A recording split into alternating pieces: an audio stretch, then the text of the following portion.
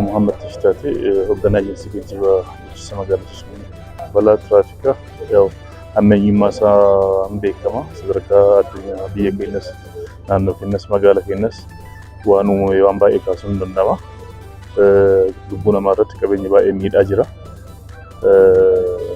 سكان وجه والكباتي بلام كنمو بلا nama muraasaan qaama muraasaadhaan hafuu danda'umti jechuudhaan qooda fudhattoota hunda hirmaachisee ta'uu qaba.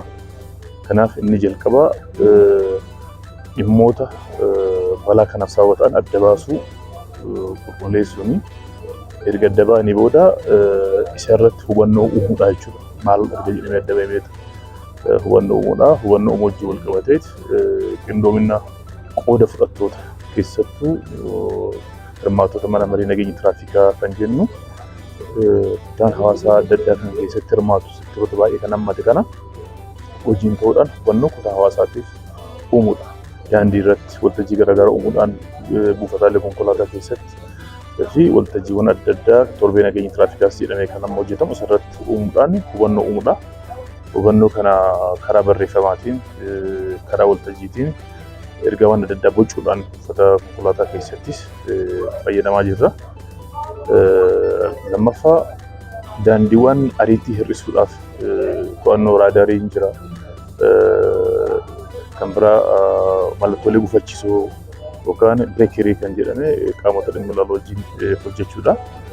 Inni kaan magaalaan keenya keessattuu isheetii muummee ministeera keenya kan ta'e godina keenyas magaalaa keenyas dabalatee akkuma biyyatti jechuun danda'ama.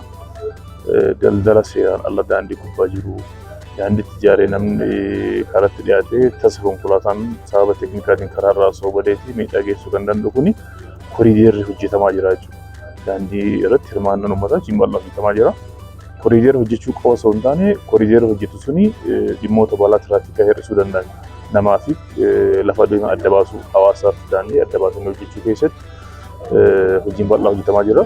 Dhimmoonni kun mallattooleedha. Mallattoolee daandiiwwan dhoowwaa ta'an kan konkolaataadhaaf humna fe'iinsaan dhoowwaa ta'an kan biraa beeylada wajjin dhoowwaa kanneen ta'an akka gaarii harree gaarii fardaa eessaan seenee ba'uu akka danda'u kana gochuudha.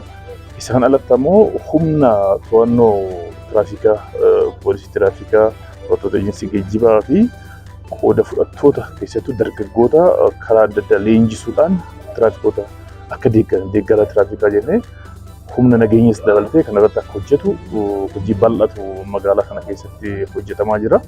Kanaanis bu'aan argameera jechuudha. Bu'aan argame maal jennee gaafa ilaalle balaawwan kanaan dura uumamaa turan wal bira qabnee gaafa ilaallu gadi bu'ee jira jechuudha.